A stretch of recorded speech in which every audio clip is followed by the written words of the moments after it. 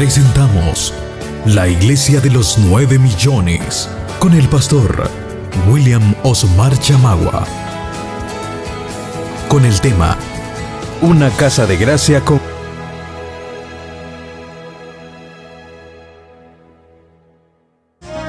Hoy es domingo 29 de mayo de este año en curso 2016 y estamos a un par de días de que entremos al sexto mes del año, lo que nos pone en el ombligo del año, es decir, ya medio año, imagínense. Pero bueno, así es la vida, ya la conocemos, que el tiempo no se detiene a esperar por nada ni por nadie. Sean todos más que bienvenidos, sean todas más que bienvenidas, siempre dando gracias a Cristo Jesús, nuestro gran Dios y Salvador, por la vida, por el espacio, por la oportunidad que nos da de volver a encontrarnos para darnos un abrazo fraterno todos alrededor del mundo, porque a través de la tecnología desarrollada en los últimos años, bueno, las fronteras han desaparecido, las distancias han desaparecido y hoy podemos comunicarnos en tiempo real los unos con los otros. Su hermano y amigo William Osmar Chamagua les saluda y por supuesto dando gracias a nuestro hermano Miguel Ángel en cabina, a nuestro hermano Rodrigo, a nuestros hermanos también David Parras, a Edwin, a todo el colectivo de Radio Cadena Mi Gente que también hace posible esta transmisión y que nosotros podamos juntarnos los unos con los otros, conversar, debatir, platicar, aprender, desaprender, reaprender y llegar a nuevos consensos que son tan necesarios, principalmente bajo las actuales condiciones en las cuales vivimos. El mundo no es un lugar hóspito, todo lo contrario, el mundo es un lugar inhóspito y en parte porque las decisiones en el mundo siempre los buenos dejan que las tomen los malos y de alguna manera necesitamos romper con esos viejos hábitos,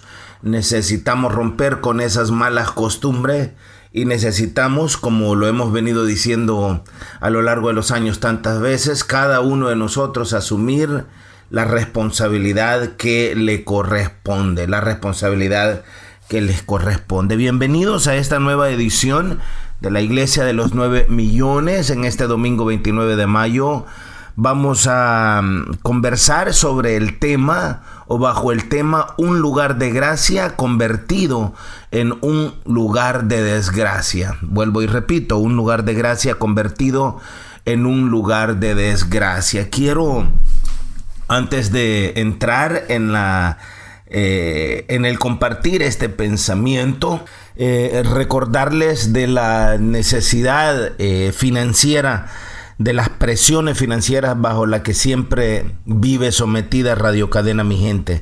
Estamos con problemas serios, con problemas muy muy difíciles.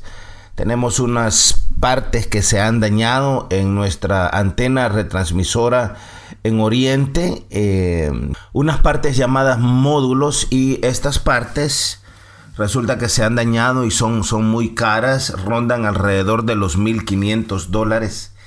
Y bueno, como ya ustedes saben, hemos estado fuera de Oriente, hemos estado fuera de transmitir en todo Oriente y a donde llega nuestra antena retransmisora ubicada en aquella zona de nuestro país.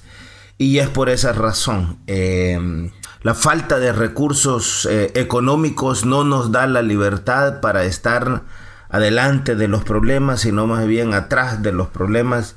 Esa es una realidad. Así es que con mucha sencillez de corazón, en el nombre de nuestro pueblo salvadoreño, apelamos a su sentido de solidaridad para que nos apoye, para que podamos solventar este problema lo antes posible entre todos. Vayan siempre los saludos para nuestro hermano doctor Jorge Martínez y nuestro hermano doctor Arturo Flores. Gracias también por todas las ideas, los pensamientos, la comunicación, el conocimiento que también comparten con nosotros. extensivo también ese saludo, como vuelvo y lo repito, a todo el colectivo de Radio Cadena Mi Gente y a toda la población de Radio Cadena Mi Gente, ya sea que usted nos escuche a través de la AM700 en toda nuestra querida República Salvadoreña, en todos nuestros países centroamericanos, o ya sea que usted nos escuche a través de la internet en el www.migenteinforma.org o a través de un teléfono fijo o celular en los Estados Unidos. Como siempre les recordamos, usted puede escuchar en los Estados Unidos a Radio Cadena Mi Gente a través de una llamada gratuita. El número de teléfono es 712-432-6898. Al conectarle la llamada, usted presiona la opción número 1 y ahí escuchará Radio Cadena Mi Gente en vivo.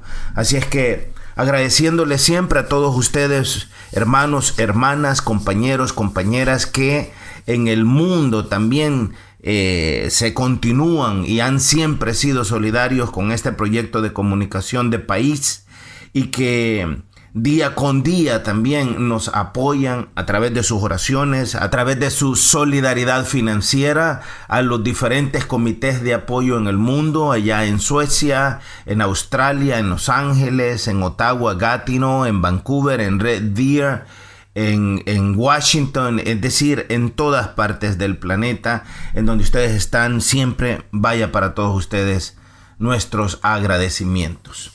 Les comentaba que el día de hoy trataremos el tema de un lugar de gracia convertido en un lugar de desgracia. Vuelvo y lo repito, un lugar de gracia convertido en un lugar de desgracia.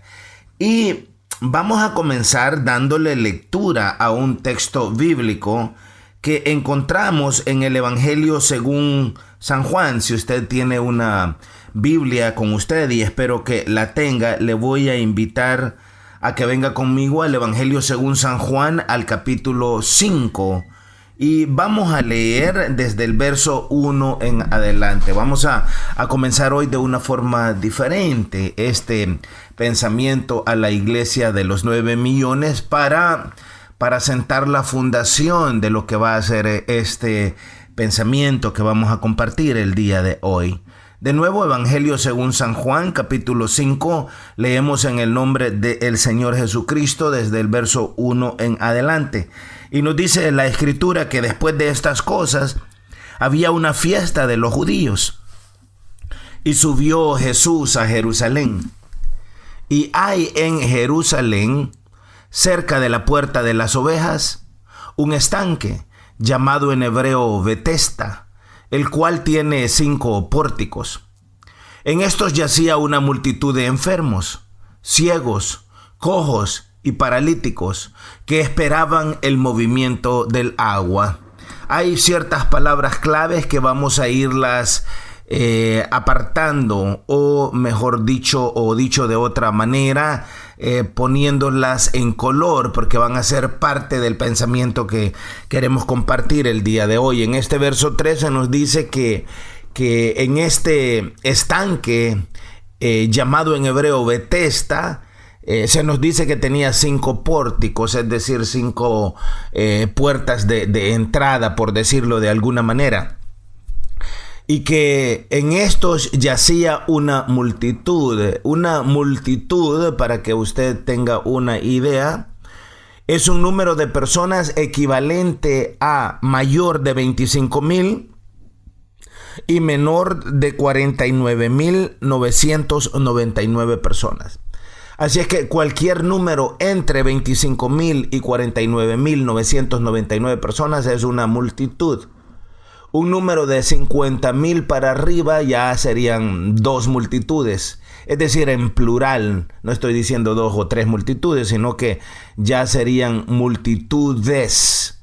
Pero acá la palabra de Dios nos dice una multitud, lo que equivale a un número de entre 25,000 y 49,999 enfermos, ciegos, cojos y paralíticos. Ese es el tipo de personas que estaba en aquel lugar, alrededor de aquellos 5 pórticos en aquel estanque que en hebreo llevaba por nombre Betesda.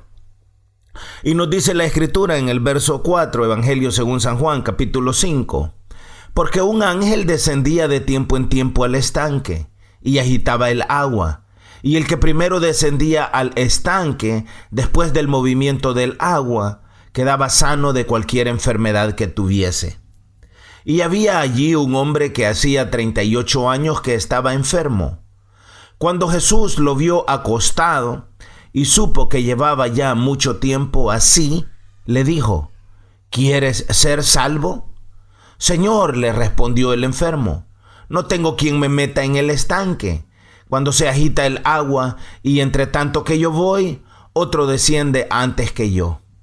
Jesús le dijo: levántate, toma tu lecho y anda. Y al instante aquel hombre fue sanado, y tomó su lecho y anduvo. Y era día de reposo aquel día. Día de reposo significa que este milagro se dio en un día sábado. Entonces los judíos dijeron a aquel que había sido sanado: es día de reposo, no te es lícito llevar tu lecho. Él les respondió: el que me sanó, él mismo me dijo: toma tu lecho y anda. Entonces le preguntaron quién es el que le dijo: toma tu lecho y anda. Y el que había sido sanado no sabía quién fuese, porque Jesús se había apartado de la gente que estaba en aquel lugar. Después le halló Jesús en el templo y le dijo: mira, has sido sanado, no peques más, para que no te venga alguna cosa peor. El hombre se fue y dio aviso a los judíos que Jesús era el que le había sanado.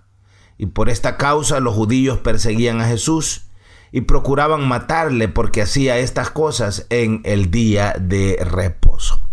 Eso, amado pueblo de El Salvador y latinoamericano, es palabra de Dios. Bueno, vamos a comenzar diciendo que la palabra Betesda, como era llamada aquel estanque, significa casa de gracia, casa de gracia. Y ya les voy a explicar, significa también otras cosas, pero principalmente casa de gracia. De ahí el nombre del pensamiento de hoy: un lugar de gracia convertido en un lugar de desgracia. Y hoy vamos a conversar sobre la realidad que el ser humano tiene para dañar las cosas, sobre el talento que el ser humano tiene para convertir una casa de gracia en una casa de desgracia, un lugar de misericordia en un lugar totalmente de abandono, totalmente de desamparo. Vivimos días desafiantes. Yo creo que absolutamente nadie ignora esto. Muy a pesar de que en nuestro país se han desatado y se han abierto y se están aplicando leyes extraordinarias, muchísima de nuestra gente inocente continúa muriendo, continúa desamparada, continúa sin esperanzas. Hoy mucha gente inocente está desapareciendo. Son días desafiantes, son días decisivos, determinantes. Vivimos tiempos y días acelerados. Las tinieblas continúan pasando por nuestra tierra y resulta que con todo eso, si algo es claro, es que cada día está más cerca, con cada día que pasa, se acerca más también el día de la redención del pueblo de Dios.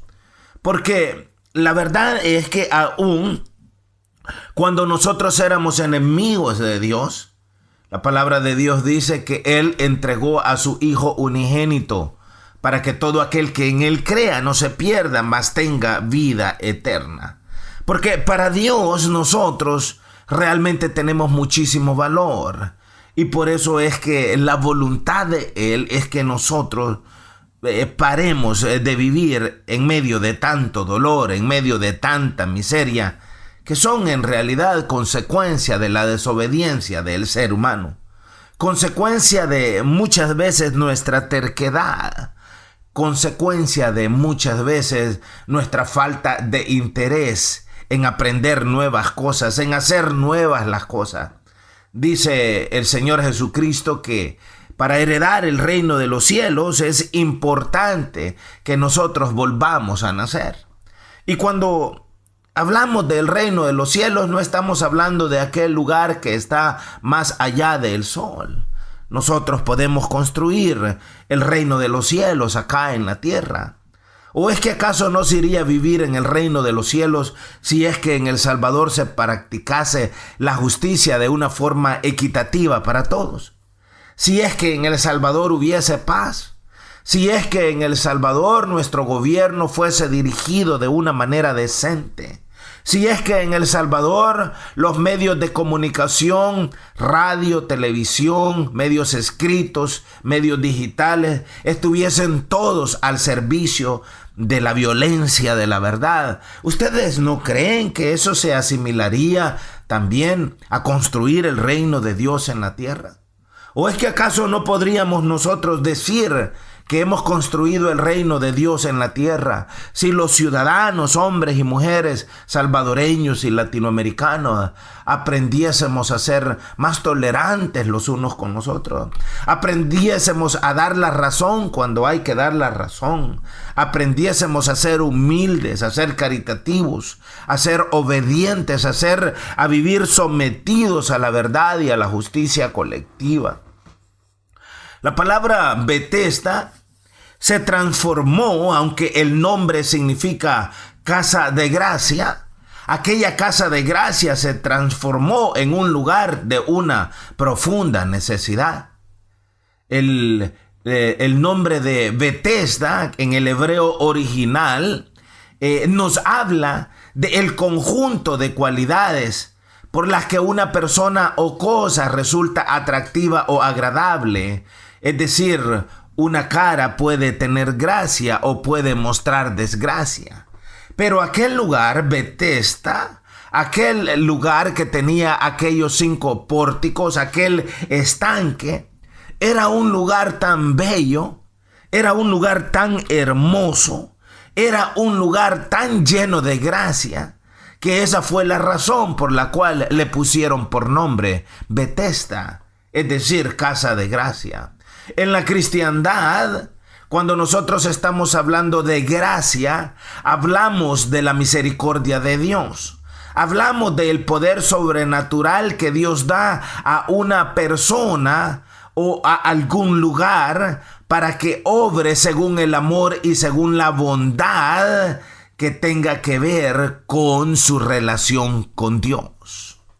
Hablar de gracia es hablar de perdón, es hablar de indulto, de una pena que ha sido concedida por el jefe de un gobierno o el jefe de un estado o la cabeza de un estado o por una persona que tiene autoridad para hacerlo. Por ejemplo, una persona que ha sido condenada a largos años de cárcel podría recibir la gracia del presidente o del jefe de estado de acuerdo a una petición de gracia. Entonces, aquel lugar llamado Betesda nos habla de un lugar en el cual, en este caso, los enfermos, los paralíticos, aquellos que tenían necesidades graves físicas, los cojos, los ciegos, esperaban el movimiento de el agua, porque cuando eso sucedía, ellos recibían la gracia, es decir, recibían el perdón de sus enfermedades. Los paralíticos podían entonces caminar, los cojos podían entonces dejar de ser cojos, los ciegos recibían la vista, los enfermos recibían sanidad. La historia de el paralítico de Betesda, del cual nos habla la palabra de Dios, se dio lugar o tomó lugar en aquel lugar de gracia, en aquella casa de gracia. Pero resulta que este lugar llamado Betesda, siendo un lugar de belleza, siendo un lugar de hermosura, siendo un lugar pleno, los seres humanos lo habían convertido en un lugar de desgracia. Si usted y yo prestamos atención al texto bíblico, una de las primeras cosas que nosotros podemos leer en el verso 3, en el capítulo 5 del Evangelio según San Juan, es que en aquel lugar, alrededor de sus 5 pórticos, yacía. Esa palabra yacía significa que estaba viviendo en ese lugar, que estaban tirados en ese lugar, sentados, acostados, abandonados en aquel lugar. Porque resulta que todas las familias que tenían enfermos iban y dejaban a sus familiares enfermos, a sus familiares ciegos, cojos y paralíticos, los iban y los dejaban tirados, que yacieran en aquel lugar llamado Betesda, que significaba casa de gracia. Pero no solamente los familiares abandonaban a la gente a su suerte en aquel lugar, sino que también los políticos abandonaban a la gente a su suerte en aquel lugar. Los religiosos abandonaban a la gente a su suerte en aquel lugar. Y aquel lugar, que en realidad era una casa de gracia, había sido convertido por todas estas actitudes pecaminosas, por todas estas actitudes de egoísmo, por todas estas actitudes de arrogancia, de abandono. Aquel lugar de gracia había sido convertido en un lugar de desgracia. ¿Se puede usted imaginar a una multitud de enfermos? ¿Pueden cada uno de ustedes imaginar por un minuto cómo se veía aquel lugar de gracia, aquel Betesda, aquel lugar bello, aquel lugar hermoso? ¿En qué lugar se había convertido cuando en sus alrededores, alrededor de aquellos 5 pórticos, usted puede imaginarse una multitud de gente enferma, una multitud de gente ciega, una multitud de paralíticos, una multitud de leprosos, una multitud de ciegos? ¿Se puede imaginar cómo era aquel lugar? ¿Se puede imaginar el llanto y el clamor de aquella gente? ¿Se puede usted imaginar las condiciones tan paupérrimas en las cuales vivía toda aquella multitud de gente? ¿Se puede imaginar el trato que recibía aquella multitud de gente de las autoridades religiosas y políticas de aquel lugar? Yo no quiero ser grosero ni tampoco quiero ser grotesco, pero ¿puede usted imaginarse por algún momento en donde aquellas personas hacían sus necesidades físicas, sus necesidades del cuerpo, como dice nuestra gente? Si una persona era paralítica, ¿quién lo movía? ¿A dónde iba? Habían tantos paralíticos en ese lugar que no se les podía atender. Habían tantos paralíticos en ese lugar, pero ahí no habían enfermeras. Ahí no habían enfermeros, ahí no habían doctores. Era un hospital de enfermos abandonado. Ahí no habían baños en donde la gente pudiese acudir. Ahora, ¿pueden ustedes imaginarse el espantoso olor, el desagradable mal olor que salía de aquel lugar? Aquel lugar de gracia lo habían convertido los seres humanos en un lugar de desgracia.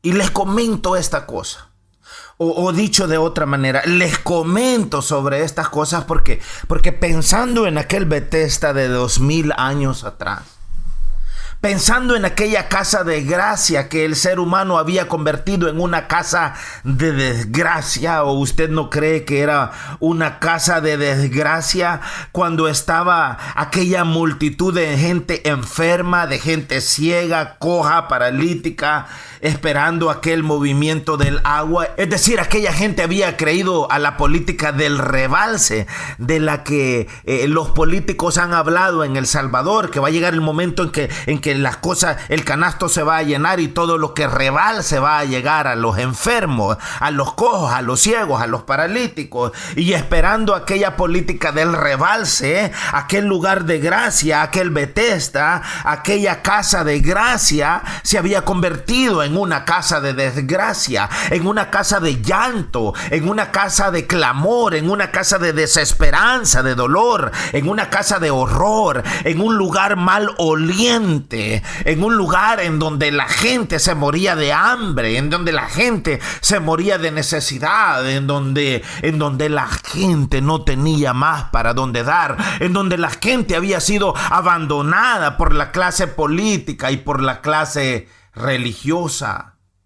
Un escritor y científico salvadoreño de nombre David Joaquín Guzmán, quien fue hijo de un expresidente salvadoreño de nombre Joaquín Eufrasio Guzmán, vio a El Salvador como a un Bethesda. Vio a El Salvador como un lugar hermoso, como un lugar bello, y lo vio inclusive más hermoso que un estanque. Lo vio tan hermoso David Joaquín Guzmán a El Salvador, que fue inspirado a escribir lo que nosotros conocemos como la oración a la bandera salvadoreña. Escuche usted cómo David Joaquín Guzmán vio a El Salvador. Dios te salve, patria sagrada. En tu seno hemos nacido y amado. Eres el aire que respiramos, la tierra que nos sustenta, la familia que amamos, la libertad que nos defiende, la religión que nos consuela. Vea usted la inspiración de David Joaquín Guzmán al ver con sus ojos, al ser testigo ocular de esta casa de gracia en la cual nosotros hemos nacido y que llamamos El Salvador. Pero vea usted la inspiración y la forma como él lo ve, y contraste eso con nuestra realidad. Esta casa de gracia, que en realidad es un Bethesda, la hemos convertido en un lugar de desgracia. Dios te salve, patria sagrada. En tu seno ciertamente hemos nacido y amado. Por supuesto que eres el aire que respiramos. Eres la tierra que nos sustenta, la familia que amamos. Y él dice la libertad que nos defiende, pero ¿en qué hemos convertido? ¿Cuál libertad nosotros tenemos en El Salvador? La libertad no defiende absolutamente a nadie, porque es básicamente inexistente en El Salvador de hoy. La religión que nos consuela, la religión más bien nos engaña el día de hoy, porque desde el mismo epicentro de la religión, aquellos que predican esa religión o esas religiones tienen ellos mismos miedo, temor de enfrentar la verdad y de enfrentar la realidad. Entonces esta casa de gracia que llamamos El Salvador la hemos convertido en una casa de desgracia. Tú tienes nuestros hogares queridos, fértiles campiñas, ríos majestuosos, soberbios volcanes, apacibles lagos, cielos de púrpura y de oro. ¿En qué hemos convertido nuestros hogares queridos? La familia salvadoreña está hoy destruida. Esta Bethesda, esta casa de gracia es una casa de gracia. La familia salvadoreña está destruida, está dividida, está regada por el planeta. Ya no tenemos más fértiles campiñas. Los ríos majestuosos han desaparecido por la avaricia de unos pocos. Ya no tiene agua El Salvador. La familia salvadoreña está reclamando el vital líquido, pero se lo han robado, lo han destruido, y esta casa de gracia ha sido convertida en una casa de desgracia. ¿En dónde están los ríos majestuosos? ¿En dónde están los soberbios volcanes? ¿En dónde están los apacibles lagos? ¿En dónde están los cielos de púrpura y de oro?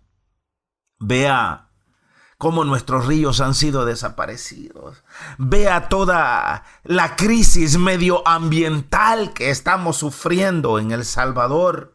Vea cómo los bosques han sido destruidos. Vea cómo los bosques son destruidos para construir residencias para los ricos, para los pudientes. Vea cómo los volcanes y las lomas y las montañas abren paso a esas grandes construcciones, porque desde allá, desde las cimas de nuestras majestuosas montañas, nos ven la miseria. Ven la miseria y ven el dolor y ven el horror que toda la gente que vive en el valle sufre día con día. Aquellos que han básicamente secuestrado a nuestro país, secuestrado a nuestro estado. Los políticos no tienen la capacidad de hablar verdad. No tienen la capacidad de decirnos la realidad. No tienen la capacidad de trabajar para esta casa de gracia, sino más bien para continuar manteniéndola bajo la sombra de la desgracia que hoy es y que hoy vive. En tus campos ondulan doradas espigas, escribía David Joaquín Guzmán.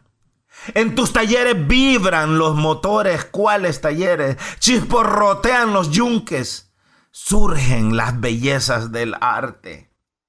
Patria, en tu lengua armoniosa, pedimos a la providencia que te ampare, que abra nuestra alma al resplandor del cielo, grave en ella dulce afecto al maestro y a la escuela, y nos infunda tu santo amor. ¿En dónde están todas esas ideas, todo ese sentir de gracia en esta casa de desgracia en la que hoy vive nuestra querida población?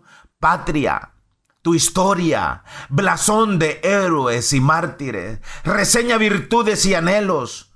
Tú reverencias el acta que consagró la soberanía nacional y marcas la senda florida en que la justicia y la libertad nos llevan hacia Dios. Pero si hoy no tenemos justicia y no tenemos libertad, ¿en dónde nos están llevando esas sendas? Ciertamente no nos están llevando hacia Dios, sino más bien hacia el mismo infierno. Bandera de la patria, símbolo sagrado de El Salvador, te saludan reverente las nuevas generaciones. Las nuevas generaciones yo creo que ni siquiera conocen el color de la bandera. Las nuevas generaciones lo que menos tienen es amor a la patria, porque lo que menos la patria les ha dado es amor a las nuevas generaciones. Hemos convertido esta casa de gracia en una casa de desgracia. Bandera de la patria, símbolo sagrado de El Salvador, te saludan reverentes las nuevas generaciones.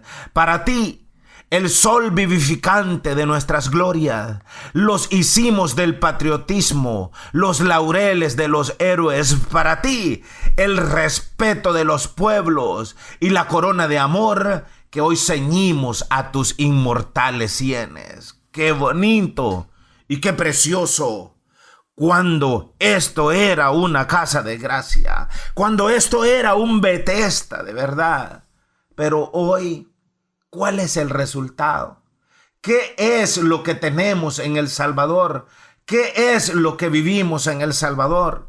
Esta patria sagrada es hoy, en lugar de ser una casa de gracia, una casa de desgracia. ¿Quiénes habitan en El Salvador? Bueno, habita y controla y gobierna la MS-13, el Barrio 18, los Perrones, el Cártel de Texas, el crimen organizado y el crimen desorganizado.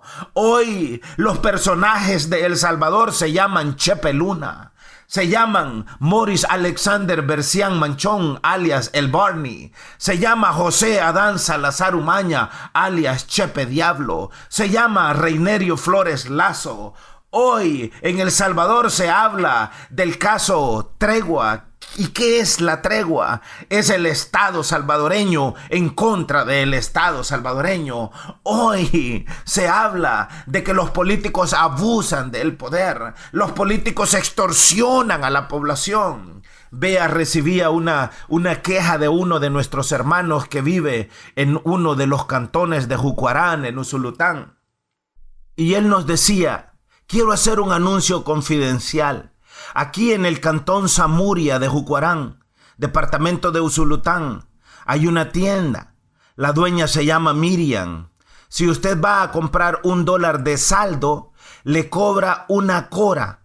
La vez pasada yo compré $5 y me cobró 45 centavos y me dijo que eso era. Después compré $1 y me cobró una cora más. Yo le dije, pero solo es el 5% que el gobierno ha puesto, y me contestó, si quiere. Y me quiso decir que si no quería, pues que me fuera. Es decir, la enorme cantidad de abusos que se da en nuestro país.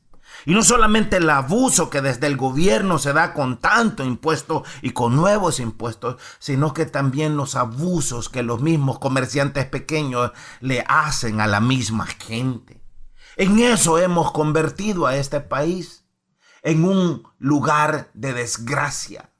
Hemos convertido a esta casa de gracia en un lugar en donde las instituciones del Estado no tienen dientes, en donde quién sabe quién manda, en donde las mismas autoridades se burlan de las mismas autoridades. Un lugar como la Asamblea Legislativa, en donde utilizan el patrimonio y los recursos públicos para darse la gran vida y para despilfarrar, y la utilizan como casas de empleo. Si usted, como decíamos la semana pasada, busca un empleo en El Salvador, váyase directamente a los partidos políticos, porque los partidos políticos son los dueños de las instituciones del Estado y utilizan las instituciones del Estado como casas de empleo para convencer a la gente, a aquellos que se suscriben a sus ideas, a sus abusos, a sus engaños, a la manipulación que de ellos sale. Y les dan empleo y así los mantienen adormecidos y sometidos a sus propios intereses privados. Hoy vivimos en una casa que está tan llena de desgracia, en donde no solamente los gobernantes se atribuyen y se disputan el mérito por la caída de los homicidios, entre comillas, en El Salvador, que en lo personal no creo que han bajado los homicidios. Creo que las cifras a lo mejor no están siendo publicadas o más gente continúa siendo desaparecida. Pero hoy ya no es solamente el gobierno el que dice que por las medidas extraordinarias los homicidios han bajado en el país, sino que las mismas pandillas dicen han bajado porque nosotros decidimos que bajaran. Entonces ahí está el Estado con las pandillas disputándose el mérito de haber hecho, entre comillas, caer a los homicidios. Esta casa de gracia la hemos convertido en un lugar tan lleno de desgracia, en donde alcaldes han sido arrestados y continúan siendo arrestados por casos de corrupción, en donde tenemos diputados financiados por el narcotráfico, en donde tenemos funcionarios públicos, ministros de las carteras de Estado, diputados en la Asamblea Legislativa, que claramente, porque ahí están las pruebas, han tenido conversaciones con los palabreros de las pandillas, cuando desde la misma Corte Suprema de Justicia se ha identificado y se ha dado por llamar a estos grupos criminales como grupos terroristas. Pero ahí tiene a las mismas autoridades haciendo trato con los grupos terroristas. Y entonces, ¿en qué lugar está El Salvador? Es por eso que la cantidad de enfermos, la cantidad de ciegos, la cantidad de paralíticos, la cantidad de gente llena de desesperanza en El Salvador continúa aumentando. Y es por eso que la población solamente gime, la población solamente clama, la población solamente llora, porque este lugar de gracia ha sido convertido en un lugar de desgracia. Esta casa de gracia es un lugar en donde hoy no solamente los políticos y mucha gente de la religión ha escogido participar o convertirse en herramientas en las manos del narcotráfico internacional, sino que también la misma empresa privada. Mucha de la gente que hoy es multimillonaria y que se dan aires de ricos en El Salvador es dinero que proviene del narcotráfico. Los titulares de los medios de comunicación nacional e internacional han publicado en el pasado reciente de importantes empresarios en El Salvador vinculados al narcotráfico. Han publicado información sobre dirigentes de partidos políticos escondiendo dinero en paraísos fiscales como el de Panamá. Y esto es de lo que sabemos ahora mismo. No sabemos cuántas decenas de millones o cientos o quizás miles de millones de dólares estén escondidos en otros paraísos fiscales en otras partes del mundo. Estamos ahora siendo testigos de cómo muchos policías han sido acusados de masacres extrajudiciales, de cómo policías se han convertido en sicarios, de cómo agentes policiales han sido encontrados poniéndole renta a la misma ciudadanía o siendo partes de grupos criminales dedicados al robo de vehículos. Hace unos días atrás, nuestro mismo hermano y compañero Aristides Pineda fue víctima de un atraco a mano armada y le robaron su vehículo. A mí no me extrañaría darme cuenta que policías han estado vinculados a eso. Y no estoy diciendo que la mayoría de policías hagan eso, porque sería decir una mentira. Pero de una o de otra manera es importante que nosotros entendamos que la policía ha sido infiltrada por entes criminales. De ahí que mucha gente no denunciaba o no ha denunciado muchos de los atracos de los que han sido víctimas, porque más han tardado en hacer la denuncia o en poner la denuncia a la PNC cuando han sido atacados por pandilleros, porque pandilleros han infiltrado no solamente a la PNC, también han infiltrado a la Fuerza Armada. Recientemente, el Procurador para la Defensa de los Derechos Humanos de El Salvador ha acusado de una forma directa a policías y a soldados de haber cometido ejecuciones extrajudiciales en por lo menos 2 masacres que tomaron lugar el año pasado. Todo esto significa un golpe a la credibilidad de los organismos de seguridad en El Salvador en un momento en que el país ha lanzado su más reciente ofensiva contra la violencia de los grupos pandilleriles en el país, o de los grupos terroristas en el país, como también son llamados. Entonces, esta casa de gracia de nuevo ha sido convertida en una casa de desgracia.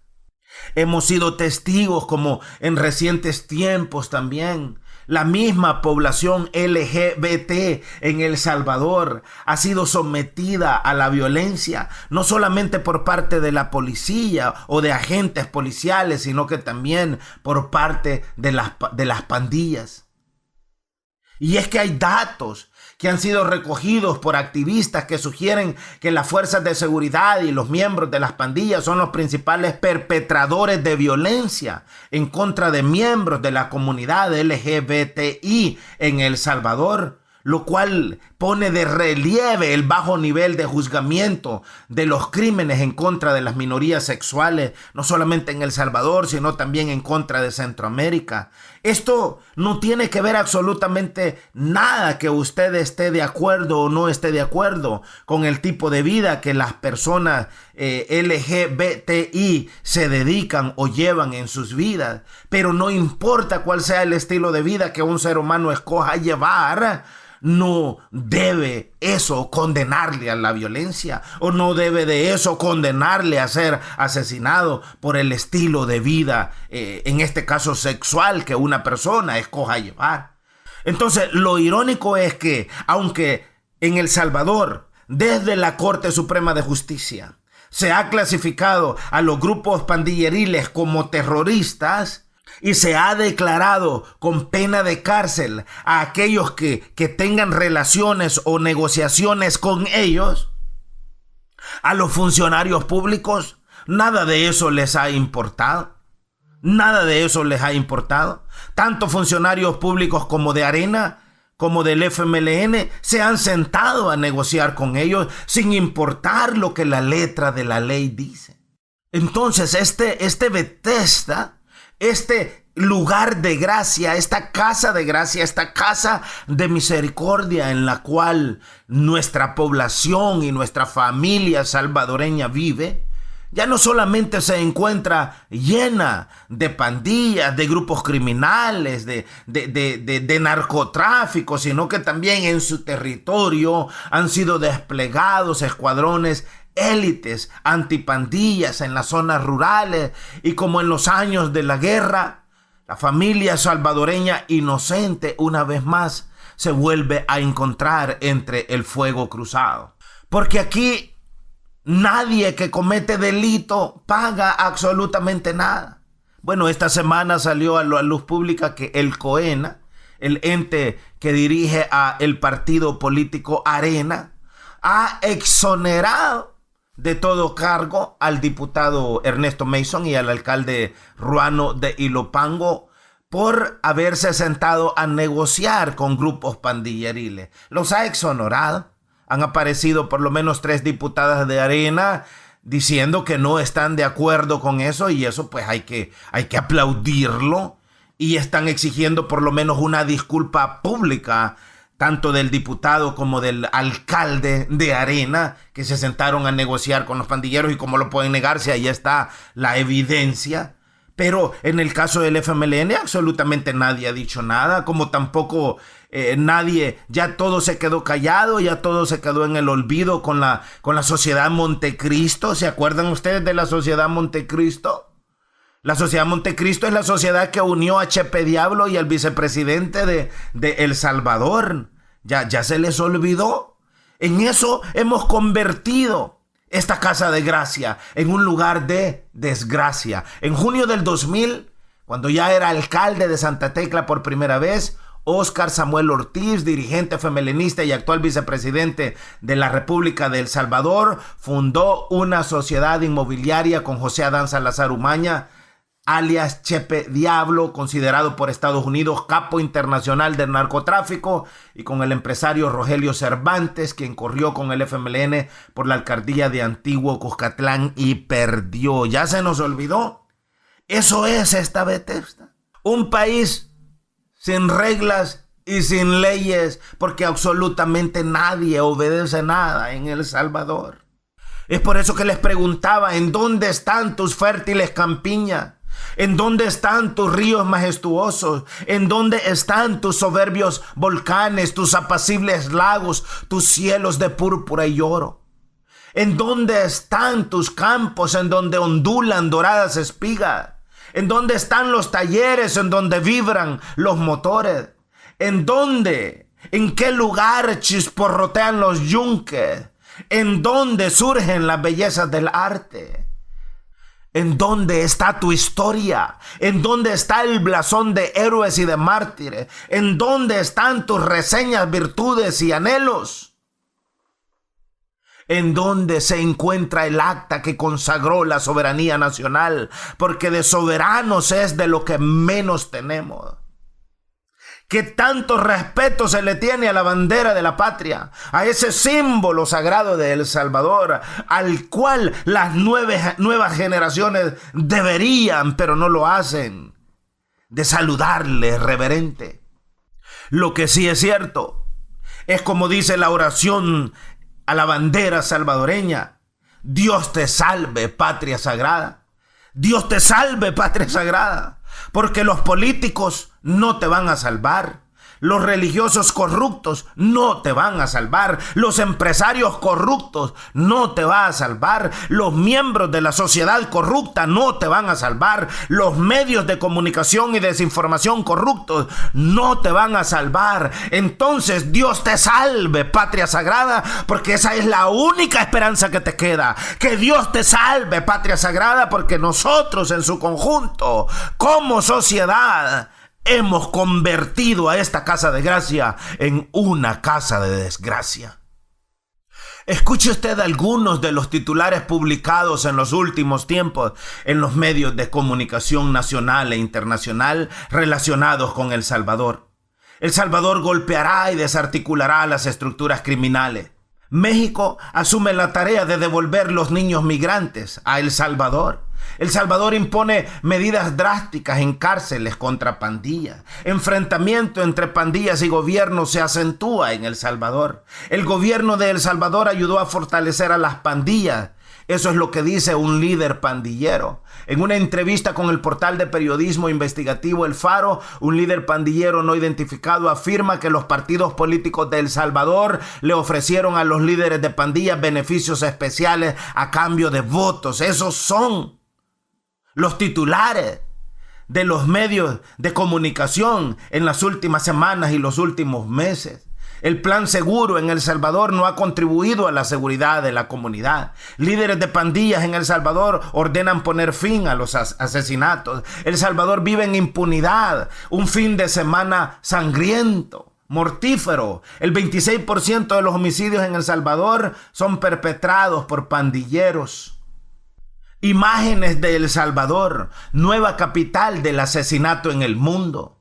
En el país más violento del mundo, cada día se registran 30 nuevas armas. Entre el 2010 y el 2015, los salvadoreños estuvieron registrando armas de fuego a un ritmo de 11,000 armas de fuego cada año. Esto supone 30 nuevas armas registradas cada día en un país en el que la gran mayoría de homicidios se comete con armas de fuego. En un mercado que en el 2014 alcanzó ventas por casi $2 millones, 4 empresas acaparan las importaciones de armas de fuego.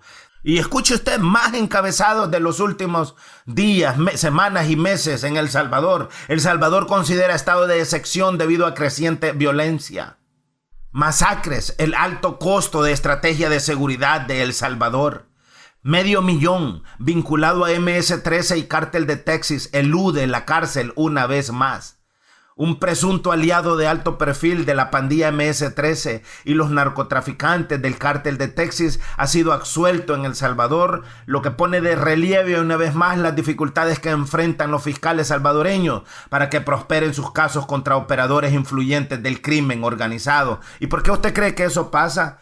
Porque los operadores del crimen organizado están aliados con los operadores políticos, están aliados con los partidos políticos. De hecho, muchos de los funcionarios públicos están ahí porque han utilizado el dinero del narcotráfico para llegar así. Entonces les deben favores y como les deben favores se mantienen fuera de la cárcel. Más allá, no importa que tantas pruebas puedan haber, este lugar de gracia ha sido convertido en un lugar de desgracia. Y es por eso que la sociedad, como aquella multitud 2000 años atrás, está postrada. Está tirada allí en el país, está huyendo del país porque el mal olor a muerte ya no se aguanta, porque el mal olor a corrupción ya no se aguanta, porque la desesperanza ha llenado el corazón del pueblo salvadoreño, porque parece ser que no se le ve salida a esta cosa. Es por esto que les comentaba al principio que la historia del paralítico de Betesda nos habla de un lugar cuyo nombre significa casa de gracia, pero que el enemigo la había llevado a ser un lugar de desgracia, en donde la miseria, el dolor y el desánimo reinaban. Usted no crea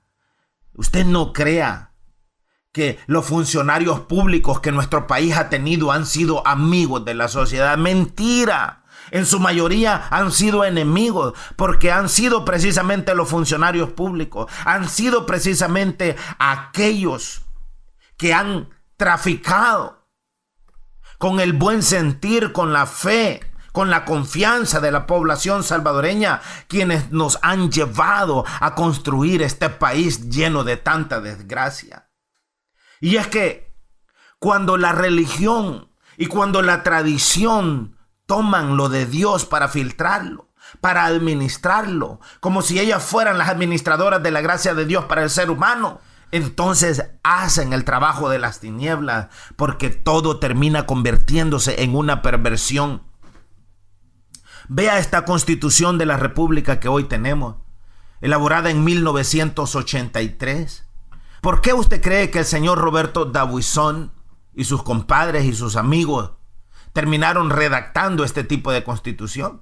¿Y por qué usted cree que le terminaron dando todo el poder a los partidos políticos?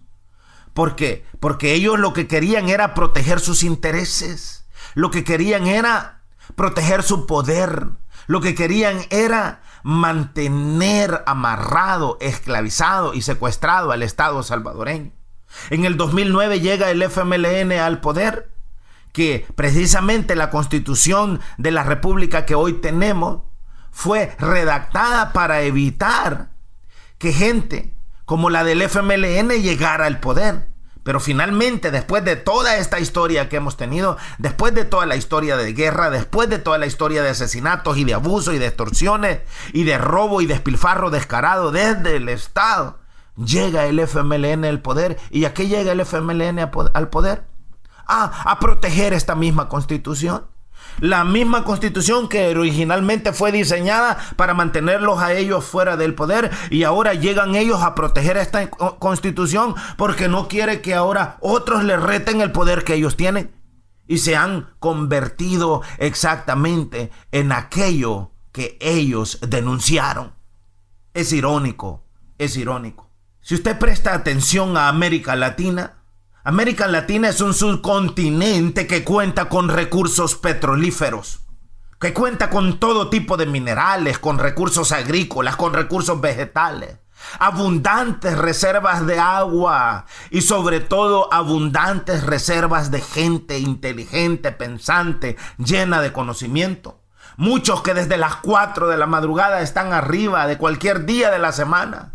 Nosotros podemos ver a nuestra preciosa gente buscando el transporte para ir a sus trabajos, porque así debe de ser.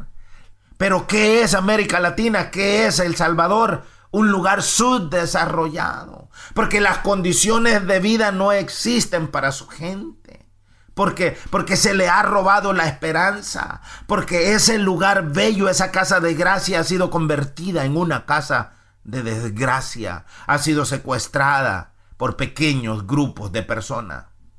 Es por eso que tenemos pobreza extrema, miseria, hacinamiento, malnutrición, mortalidad infantil alta, mortalidad juvenil de las más altas del mundo. Y esto se ha convertido en esto, valga la redundancia, porque la maldición de la tradición en la religión y la maldición de la tradición en la política y la maldición de la tradición en la mala forma de hacer empresa privada han traído todas estas cosas horribles y han parido toda esta mortandad, esta violencia, pobreza, miseria, desamparo en nuestro país. Han llenado el corazón del pueblo con espíritus de demonio. ¿Por qué? Porque han robado, han opacado y han quitado la luz de nuestra vida. La religión misma ha predicado a un Dios ridículamente inalcanzable. Porque le ha mostrado el mal camino a la gente, al pueblo, porque le ha mostrado la mala forma de hacer las cosas, porque ha obligado al pueblo a someterse a los poderes fácticos.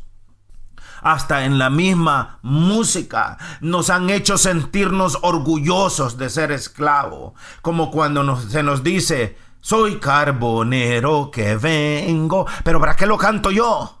Soy carbonero que vengo de las cumbres del volcán, con mi carboncito negro que vierte lumbre de amor. De las cumbres del Rosario, de otros pueblos del volcán, bajo siempre solitario a venderle mi carbón. Si mi señor es buen carbón, cómprelo usted de Nacascor y de Chaverno y de Copinol. Todo señor es buen carbón.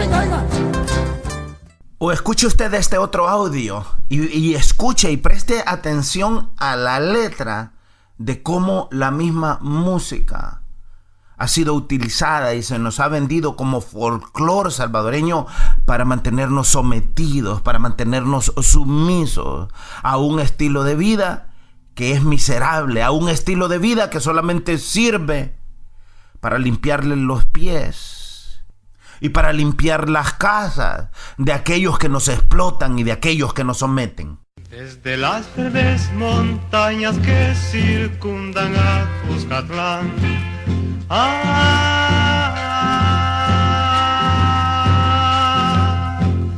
se ven esplendentes valles desde el Pasar Guascorán.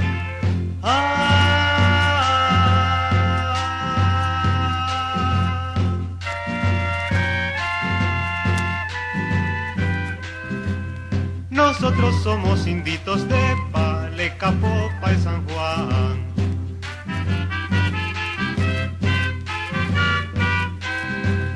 Fabricamos comalitos para ganarnos el pan.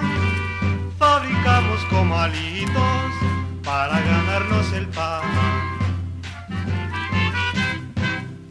Pues ahí está, para nuestro beneplácito y nuestro pensamiento.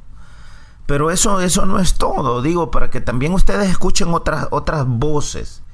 Este pasado viernes, en el espacio de La Voz de mi Gente, que conduce nuestro hermano Kenny Bolaños, junto a Paul Steiner los días viernes, estuvieron como invitados el licenciado Eduardo Escobar y el licenciado Herbert Danilo Vega. Y escuche usted algunos de los pensamientos que ellos emitieron al aire para que refresquemos nuestra memoria y para que también nos esforcemos por entender un poco más esta realidad, porque sin lugar a duda hay que trabajar en cambiarla. Yo obtengo la información porque a mí la Corte me la niega, descaradamente la niega.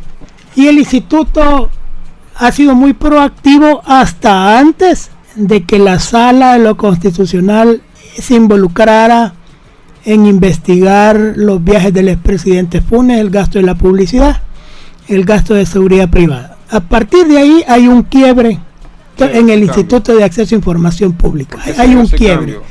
A partir de ahí hay un quiebre. Yo lo quiero dividir en dos etapas. A partir de esa resolución de la Sala para atrás, el instituto era muy proactivo. A partir de esa institución, de esa resolución de la Sala para acá, el instituto ha perdido su independencia. Y está siendo controlado por Casa Presidencial. Pero volviendo al punto para después continuar con eso. Entonces yo consigo la información y tengo obtengo las evaluaciones del Consejo Nacional de la Judicatura sobre los jueces y magistrados. Y aparecen que más de 300, de 745 han reprobado por lo menos una evaluación. Casi la mitad. Casi la mitad. Y hay otros, hay 36 que han reprobado las 6 evaluaciones consecutivas desde el 2007 al 2012. Eso es como andar manejando sin licencia. No, y el CNJ le hace recomendaciones a la Corte y la Corte no las acata. Y los problemas son ineficiencia, ineficacia, corrupción e interpretación y aplicación errónea de la ley por parte de los juzgadores. Lo fundamental, ¿verdad? Y en circunscripciones territoriales densamente pobladas están ahí jueces que no deberían de estar en esos cargos, deberían de quitarlos. Jueces con vinculación política partidaria, nepotismo en el órgano judicial, nepotismo galopante, cónyuges jueces, hermanos jueces, primos jueces, padres e hijos jueces, ventas de plazas, jueces, ventas de plazas administrativas, sí, y ventas de plazas de jueces y magistrados en el CNJ.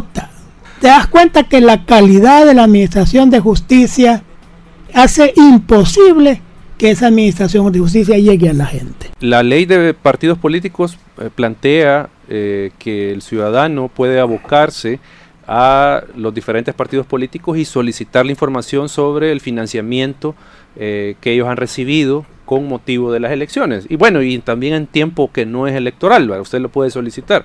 También los partidos están obligados a rendir cuentas, cómo gastaron el dinero.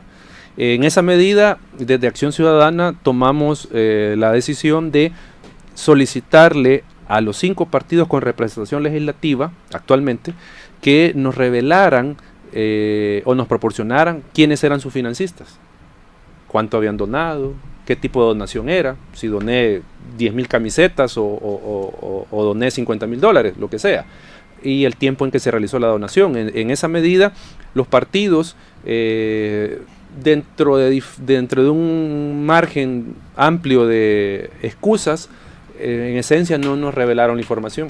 O sea, se negaron a darnos, a proporcionarnos la identidad de los donantes, a proporcionarnos las cantidades que habían donado, y obviamente no quisieron rendir cuentas. Esa es una de las excusas que se oyó que salió en prensa de que iba a revelar su estrategia. ¿Cómo era? Los partidos, como el tribunal convocó a audiencias con cada uno de los representantes de los partidos, en estas hubieron una variedad de argumentos, desde el, si se quiere, el más básico, que dijo un representante legal de un partido: mire, ya no vamos a poderle comprar la cajita de pollo campero a la gente.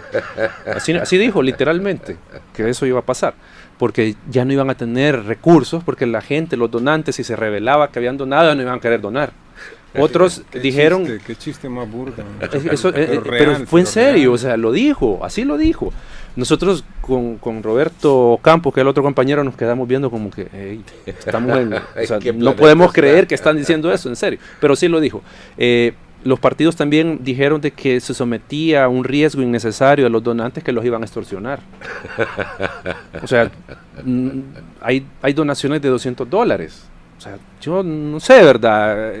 Me parece absurdo decir que a esta persona la van a extorsionar. O sea, no sé, ¿verdad? A mí me Pero parece... la ley dice que hay que revelarlos. No, claro, hay que revelarlos. Y el otro argumento que dijeron los partidos políticos es que en todo caso... Ese financista no vive allá en Bosques del Río y lo van a llegar a extorsionar. Sí. Gente de dinero que jamás extorsionado. Sí, pues sí. No, y otra cosa que dijeron los partidos es que algunas personas que donaban a los partidos son empleados de alguna municipalidad y que al revelar que él le dona al partido que no es del alcalde, iban a someterlos al riesgo de que los despidan.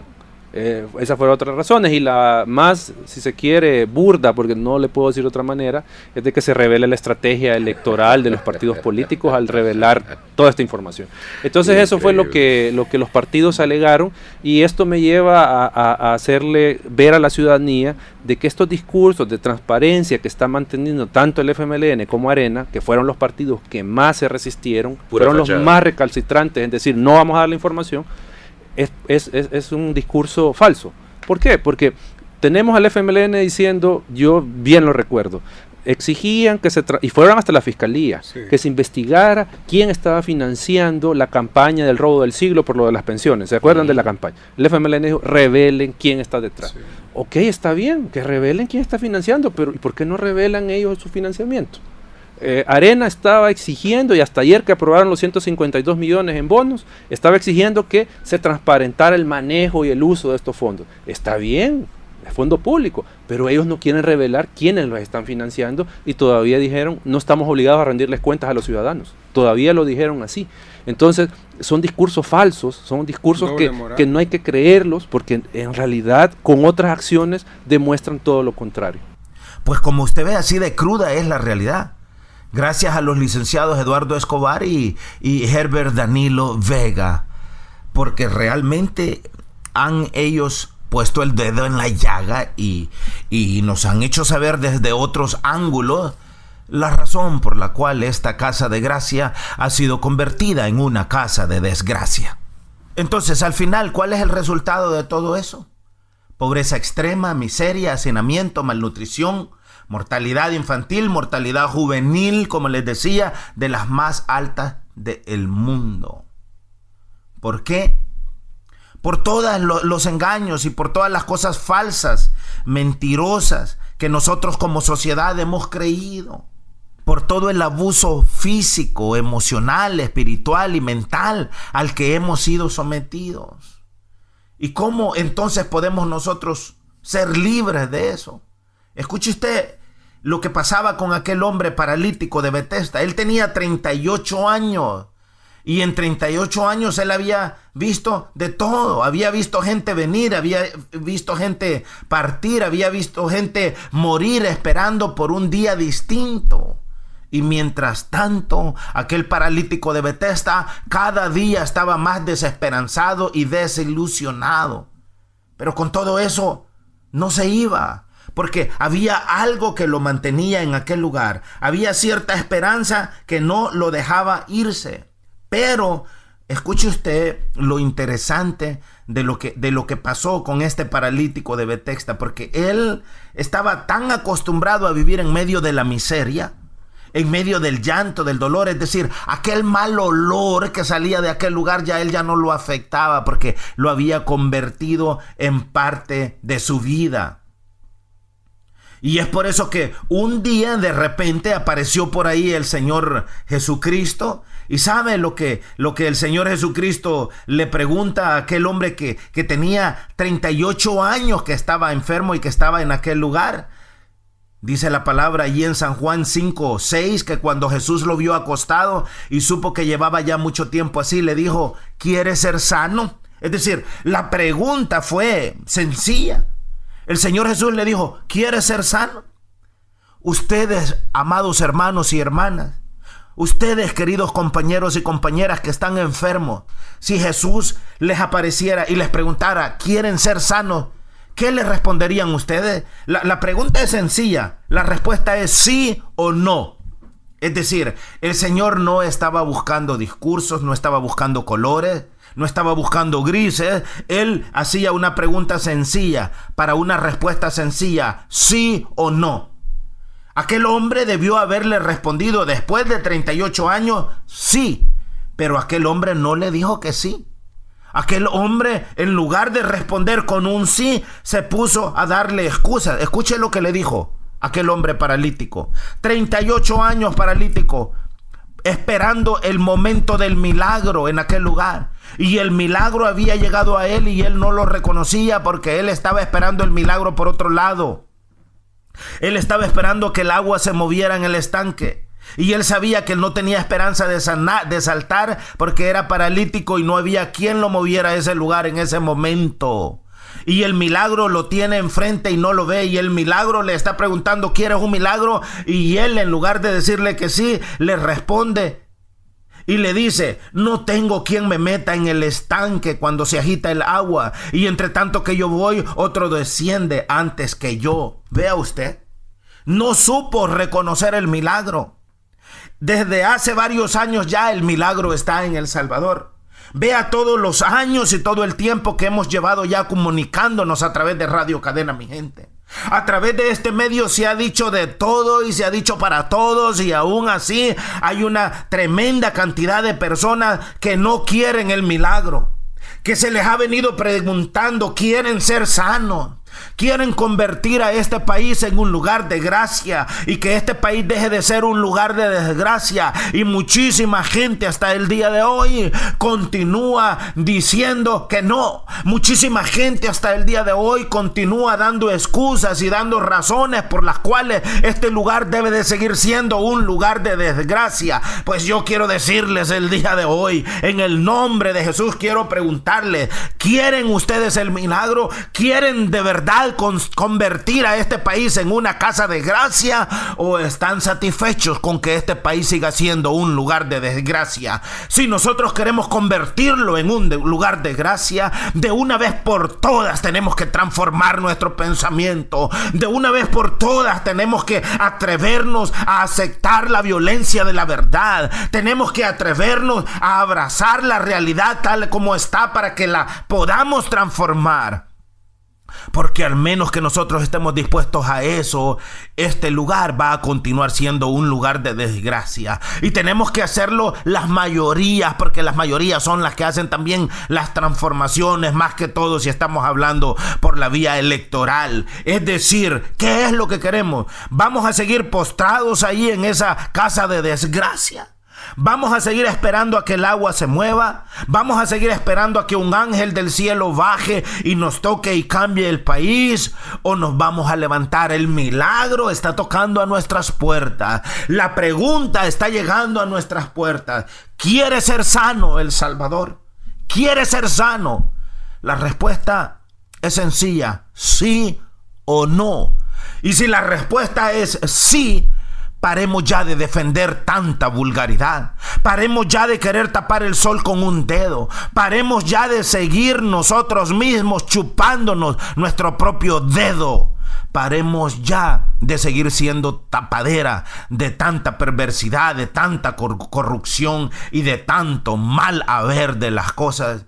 Y convirtámonos en un pueblo digno. Convirtámonos en un pueblo que verdaderamente se cansó de seguir siendo manipulado y de seguir siendo llevado como una oveja al matadero. Levantemos y alcemos nuestros ojos al cielo. Levantemos y alcemos nuestros brazos al cielo y hagamos, amado pueblo de El Salvador, lo que tenemos que hacer. Que la paz y el amor de Dios te bendiga, El Salvador, y es mi oración que junto con nosotros el Señor de los cielos convierta a El Salvador en lo que es, en una casa de gracia. Y es mi oración que el Señor de los cielos verdaderamente venga y nos salve, patria sagrada, porque en tu seno hemos nacido y amado, porque tú eres el aire que respiramos, porque tú eres la tierra que nos sustenta, porque tú eres la familia que amamos, porque tú eres la libertad que nos defiende, porque tú eres la religión que nos consuela, porque tú tienes nuestros hogares queridos, porque tú tienes nuestras fértiles campiñas, porque tú tienes nuestros ríos majestuosos, porque tú tienes nuestros soberbios volcanes y nuestros apacibles lagos y nuestros cielos de púrpura y de oro, porque en tus campos queremos volver a ver el ondular de las doradas espigas, en tus talleres queremos volver a escuchar el vibrar de los motores, queremos volver a escuchar el chisporroteo de los yunques y queremos volver a ver el surgimiento de las bellezas del arte. Patria, porque en tu lengua armoniosa pedimos a la providencia que te ampare, que abra nuestra alma al resplandor del cielo, que grabe en ella nuestro afecto al maestro y a la escuela y que nos infunda tu santo amor. Patria, tu historia, blasón de héroes y mártires, reseña virtudes y anhelos. Tú reverencias el acta que consagró la soberanía nacional y marcas la senda florida en que la justicia y la libertad nos lleven hacia Dios. Ese es el país que queremos, un país lleno de justicia y de libertad, que nos lleven hacia el reino de Dios y que nos eviten de caminar en dirección al infierno. Patria somos todos nosotros. Patria es usted hombre, patria es usted mujer, patria es la iglesia, patria es la escuela, patria es el Estado, patria es la familia, patria es la persona humana. Bendito sea el nombre del Señor y construyamos entonces, pueblo de El Salvador, una verdadera patria. Que la paz del Señor Jesucristo te bendiga desde hoy y para siempre. En breves instantes venimos con líneas abiertas para que platiquemos y para que conversemos en el nombre de Cristo Jesús. Que Dios te bendiga, El Salvador. Amén, amén, amén.